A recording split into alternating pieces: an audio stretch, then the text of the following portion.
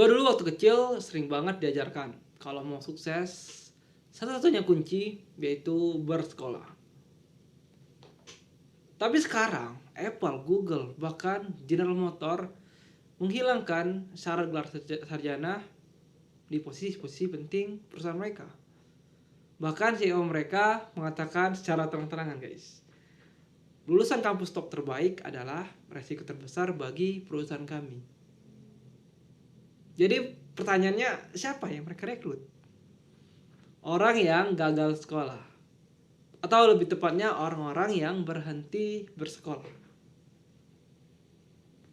Ini bukan masalah karena mereka lebih pintar, guys, tapi karena mereka punya satu skill set aneh, yang skill inilah yang membuat mereka lebih berharga berpuluhan kali lipat daripada orang yang bersekolah. Skill set apa itu? Tentu sampai akhir akan kita bahas full di video ini. Dan gue yakin kalian punya skill ini.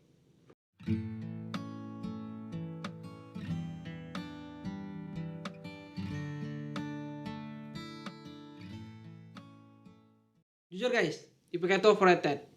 Data menunjukkan hubungan antara IPK tinggi dan performa kerja itu hanya 0,16 atau hanya 16%. Dan lebih gila lagi, data itu turun drastis selama 5 tahun kerja. Jadi pertanyaannya, kenapa hal ini terjadi?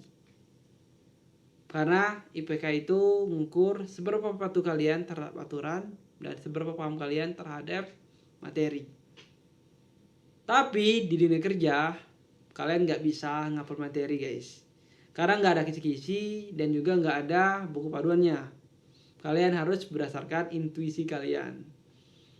Dan disinilah magic orang-orang yang nggak punya IPK. Karena mereka nggak bisa jualan nilai, tentu mereka harus ngeluarin jurus pamungkas. Jurus apa itu? Portofolio. Suatu skill yang telah mereka asah selama bertahun-tahun, guys. Tapi portofolio aja nggak cukup untuk ngalahin orang-orang dari kampus top.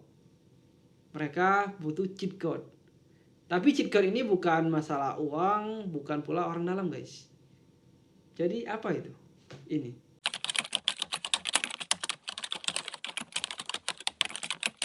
Ya, cheat code itu bukan uang ataupun orang dalam, guys. Tapi gagal berkali-kali. Orang yang nggak sekolah ini udah ditempa oleh masalah real. Bukan sekedar teori, guys. Jadi mereka udah membangun portofolio berdasarkan trial dan error. Jika kita converse ke masalah sekolah, ketika kita gagal di sekolah maka kita dapat nilai F. Sedangkan di kerjaan, ketika kita gagal maka kita mendapatkan data untuk mencoba next step, guys. Tapi skill aneh ini punyai kelemahan. Nah, kelemahan ini bisa menghancurkan kolaborasi di perusahaan, guys. Jadi, apa kelemahan ini?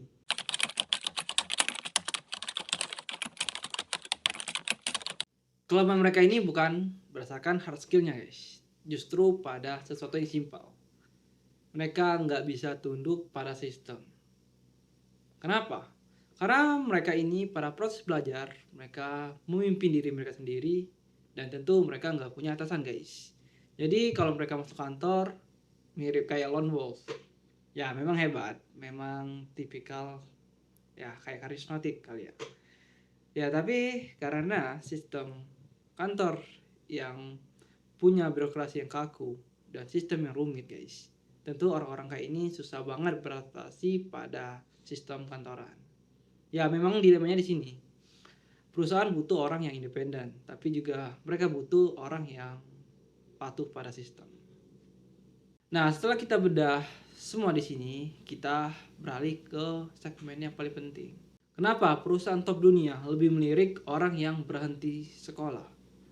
Sebenarnya jawabannya simpel, guys. Bukan karena mereka ini lebih pintar, tapi mereka ini bisa ngejawab 3 tuntutan kritis di bisnis modern ini. Yang pertama, karena mereka ini efisien dan kreatif. Karena mereka ini udah terbiasa belajar sendiri, menyelesaikan masalah sendiri, Tentu mereka nggak perlu buku paduan yang biasanya menjadi SOP di perusahaan guys. Karena hal ini tentu mengeluarkan banyak-banyak ide dan memberikan cara baru ketika mereka bekerja di kantor. Tentu akan menguntungkan perusahaan. Yang kedua, karena mereka ready to use.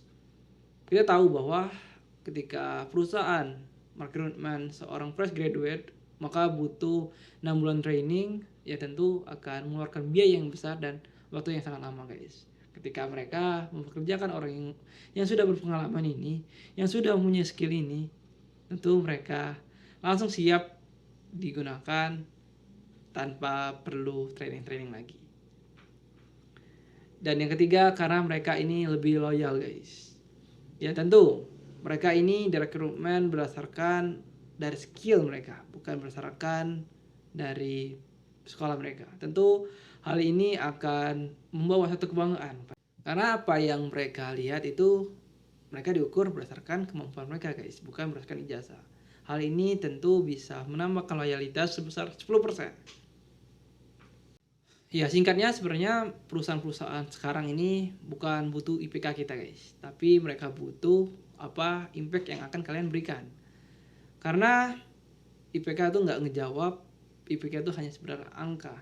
Sedangkan ketika lo tunjukin skill kalian di depan mereka, itu akan menjadi nilai yang sangat berharga dan justru itu yang akan membuat kalian terima guys. Intinya video ini bukan mengajak kalian untuk drop out guys, tapi mengajak kalian untuk mengasah suatu skill yang nantinya akan membuat kalian bisa survive di dunia kerja. Ya jadinya jangan hanya sekedar masuk kuliah guys, masuk kuliah selesai, tapi kalian diberikan waktu di perkuliahan itu untuk juga bisa mencari pengalaman.